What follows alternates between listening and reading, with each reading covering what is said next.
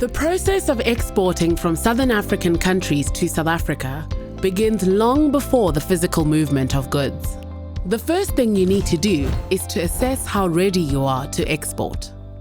In terms of your business, you should consider aspects like: are you committed to building an export business and adapting your operations? Do you have the management skills and technical expertise in your business to undertake research and development and to execute all the administrative processes? Do you have the financial resources required to fund expansion into the international market and the capacity required to produce and manufacture goods to meet demand? In terms of your products, you need to assess if there's a demand for them in South Africa. What is the competition within the market? Will it be easy to find buyers? Are your products and packaging adaptable for the South African market if necessary?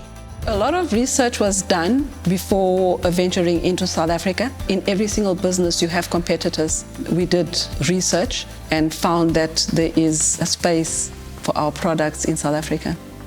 So we did our research and identify that there is a niche of baby vegetable production. So that is where we see the niche that we need to cover here so that we are able to compete in South Africa.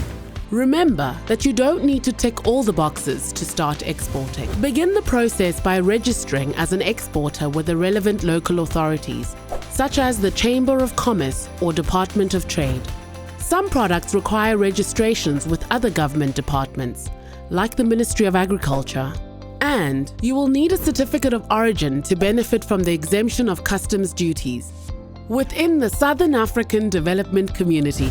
At this point, it is advisable to speak to a freight forwarding agent who will process customs clearance at the border. The agent will be able to discuss transport costs, which you'll need for the next stage of the process, quoting. When a potential buyer in South Africa requests a quote, you may need to include costs like transport and insurance, in addition to the product costs, depending on the agreement. These costs, along with other important details, are usually supplied on a pro forma invoice. Once the buyer accepts the quote, you will then need to establish a contract with the terms and conditions of the sale, covering payment method, delivery, and insurance.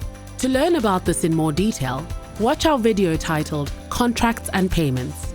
When the conditions have been accepted by the buyer, you may start processing the order.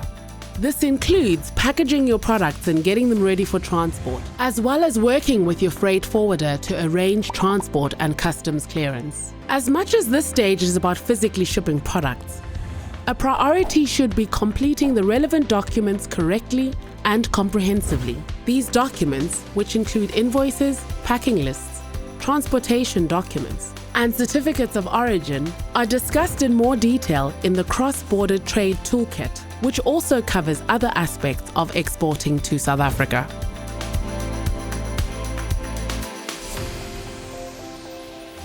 The CrossBorder toolkit, we've used it. We're checking and cross-checking what do we have, where can we improve, what are the conditions, what are the certifications that we need to meet. So we're gradually improving ourselves so that we're able to do some cross-border export. Using the US Trade and Investment Hub covers a lot of these requirements, and they actually guide you and walk you through contracts. The export process may seem detailed and daunting, but you don't necessarily need to be a large-scale business to export. If you're ready and willing, help is available. For information or guidance, contact the USAID Southern Africa Trade and Investment Hub.